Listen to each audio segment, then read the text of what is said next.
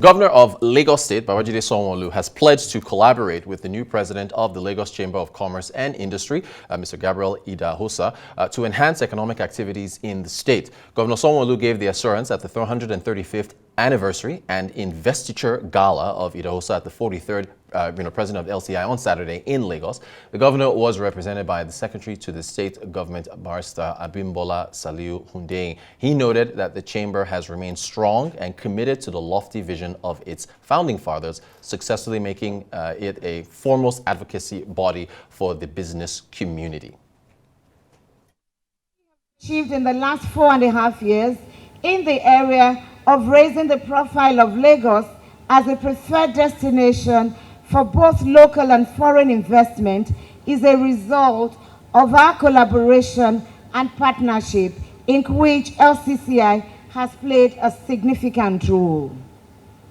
We are committed to strengthening this relationship as I look forward to working with the new president, who I have no doubt in my mind will sustain and build upon the legacy of his predecessors. I must let you know that as a responsible government, we recognize that ensuring ease of doing business is key and pivotal to the state's economic growth and development. This is why our administration, through implementation of various reforms, prioritize the provision of a friendly and enabling environment that would support existing businesses by encouraging more local businesses and attracting more foreign direct investment into the state. Clearly, in 135 years, the Lagos Chamber of Commerce has risen to a certain level of responsibility in this economy, of advocacy, of working with the states, the Lagos state and the federal government on major economic issues. So that tradition will remain. We will continue to engage with the Lagos state government. We will continue to engage with the federal government on all matters of policies that can improve our economy and address any concerns that the business community has. That is our mandate, and that is what we will continue to do. We also continue to expand the size and quality of the various trade fairs that we have, the Lagos International Trade Fair and the Media Technology Fair, which we call the ICTEL.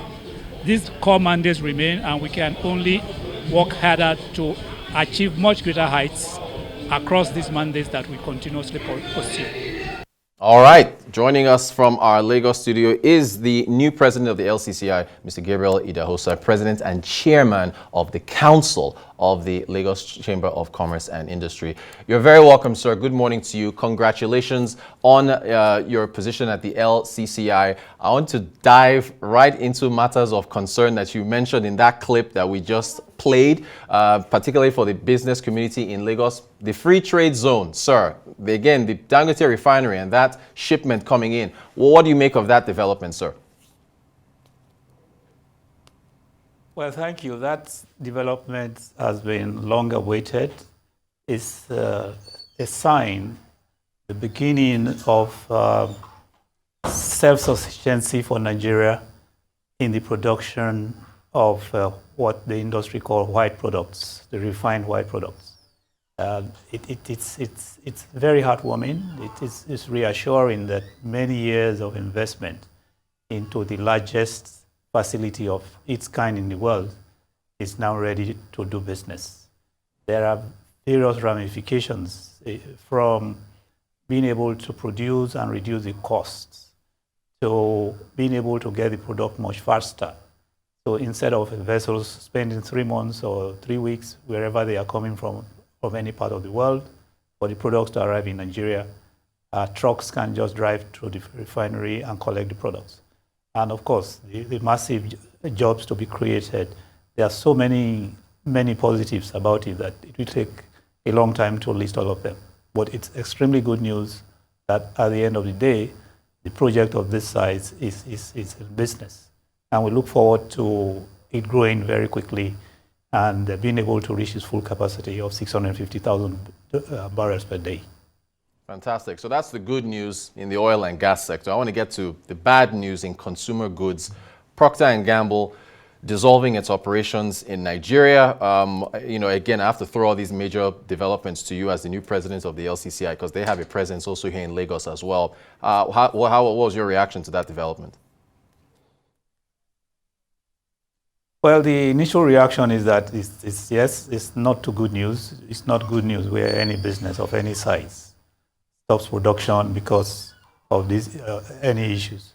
So certainly, it's a wake-up call to everyone to say, what do we need to do better? A lot of effort is being done to improve the operating environment, but there are still many issues at various levels. We have to look at all the levels, not just the federal government when we are talking of operating environment or ease of doing business or policies that affect these kind of decisions.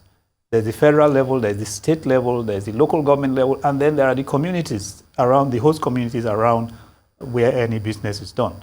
So this decision is a wake-up call for everyone in that space to say, what can we do better to get businesses to remain where they are and prosper? The other side of the story, of course, is not emphasized, which is for P&G itself. What is happening to P&G worldwide? Are they closing plants across the world as well, even in their country? Are they having issues with operations even in other countries in Africa with a similar operating environment? The answers are available in the public space. So yes, some of the reasons are due to the situation in Nigeria. Some are due to just issues around the company itself and how it's trying to survive as a multinational. So from our perspective, our reaction is to say, how fast can we improve the operating environment? What are the specific issues that each party, from federal government to local government to the community, host community, can deal with to make companies, enterprises happy to remain where they are and flourish? And so it's not like it's so bad that we throw up our arms and say, it's hopeless, things are going to get worse. I think it's just a matter of identifying specific responsibilities from federal to states to local governments to communities to say, what are the things that in fact we probably haven't done well enough, or things that are extremely bad that we need to fix. That should be the appropriate reaction. Over time, some of these issues have been addressed, some of them yet to be addressed, but there's no perfect solution. All countries, all states, all communities are competing for investment.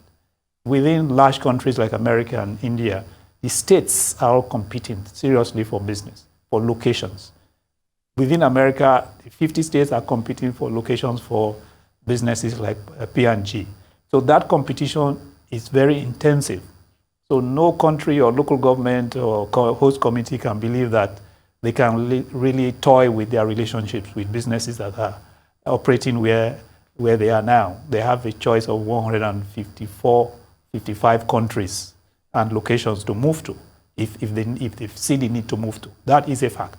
So we need to continuously look at what we are doing. What are the things we have done right? What are the things we need to do right as a country and as host communities, as states, as local governments? It will be an evolving situation all the time. There is no country in the world that has got it right. There's no country that has not lost businesses moving to another country or another state in their countries. So this is not like terribly bad news that this is the end of the world, but at the same time, the company itself has its own issues. And in Nigeria now, if you look at the products that P&G does, we have to find out, are all the other companies moving from Nigeria? So are there issues of ability to compete? Because if competition is not moving, and I am moving, why am I moving? And the others are not moving. Clearly, there are a number of companies doing that same product that P&G produce, and they are doing extremely well, and they are still here. And as we speak, new companies are being established, and new factories are being opened in Nigeria. So in the whole of the dynamics, we have to take the good and the bad news. Businesses are coming, they see the opportunities in Nigeria. Some businesses have to move because they feel it's no more okay to do business here. Fantastic. Thank you. So what's going to be your focus as the new president of the LCCI? Is it dialogue with government? What are you going to be, aiming for? Essentially, we are always focused on first public policy advocacy. That was the mandate of LCCI all the way from 1888, where this organization started. So we will be focused on general policy environment issues that affect the private sector. Within that big space, one of the perhaps top on our agenda for policy and engagement is power supply in Lagos State. With the new changes in law, every state now takes and has responsibility for production, distribution, and in fact generation of electricity. And Lagos State has a Lagos State electricity policy. So for us, that is the very top of our engagement in the short term.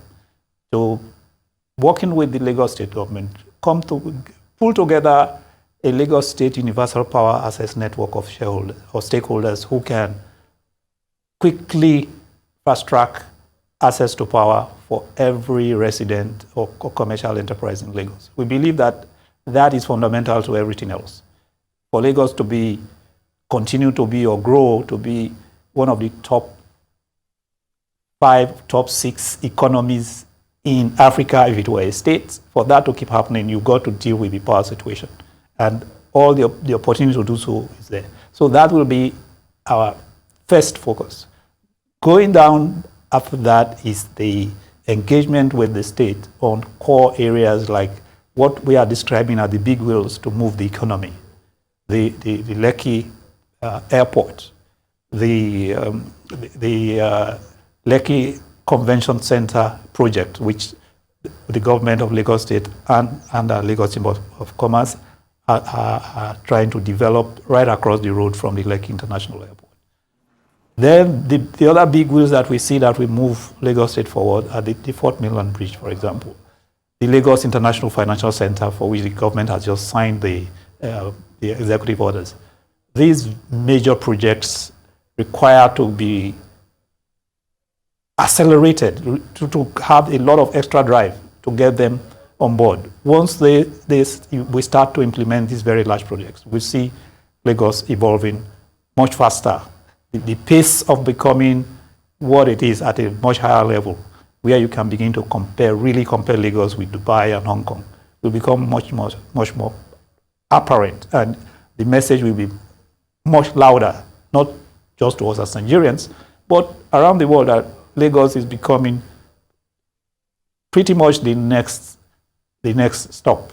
When you take off from Hong Kong and you get to Dubai, you should be coming to Lagos, because it is earning its position as the largest, the most prosperous city-state in Africa. So those are the ideas around policy engagement and advocacy that we will be looking at.